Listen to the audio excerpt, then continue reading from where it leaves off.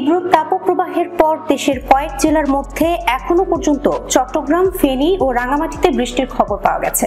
সেই সঙ্গে আজ সন্ধ্যার মধ্যে ঢাকায় বৃষ্টিপাতের সম্ভাবনার কথা জানিয়েছে আবহাওয়া অধিদপ্তর।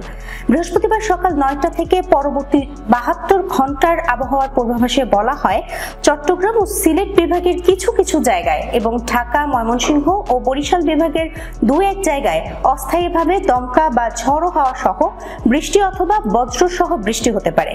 সেই সঙ্গে কোথাও কোথাও বিক্ষিপ্তভাবে শিলাবৃষ্টি হতে পারে। এছাড়া দেশের অন্যত্র অস্থায়ীভাবে আংশিক মেঘলা আকাশ সহ আবহাওয়া প্রধানত শুষ্ক থাকতে পারে।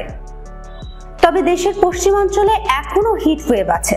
আবহাওয়া অফিস জানায়, যশোর, খুলনা, চুয়াডাঙ্গা, পাবনা ও রাজশাহী জেলাসমূহের উপর দিয়ে অতি তীব্র তাপপ্রবাহ এবং টাঙ্গাইল, ফরিদপুর, গোপালগঞ্জ এবং খুলনা বিভাগের অবশিষ্টাংশের উপর দিয়ে তীব্র তাপপ্রবাহ বয়ে যাচ্ছে। এছাড়া দেশের অন্যত্র মৃদু থেকে মাঝারি ধরনের তাপপ্রবাহ বয়ে যাচ্ছে এবং তা দেশের পূর্বাঞ্চলের কিছু জায়গা হতে প্রশমিত হতে পারে। পশ্চিমা লঘুচাপের বর্ধিতাংশ পশ্চিমবঙ্গ থেকে বাংলাদেশের দক্ষিণ পশ্চিমাঞ্চল হয়ে উত্তর পশ্চিম বঙ্গোপসাগর পর্যন্ত বিস্তৃত রয়েছে। এ সময় দেশের পশ্চিমাঞ্চলের দিনের তাপমাত্রা সামান্য হ্রাস পেতে পারে এবং দেশের অন্যত্র তা ১ থেকে ২ ডিগ্রি সেলসিয়াস পর্যন্ত হ্রাস পেতে পারে। সারা দেশে রাতের তাপমাত্রা প্রায় অপরিবর্তিত থাকতে পারে।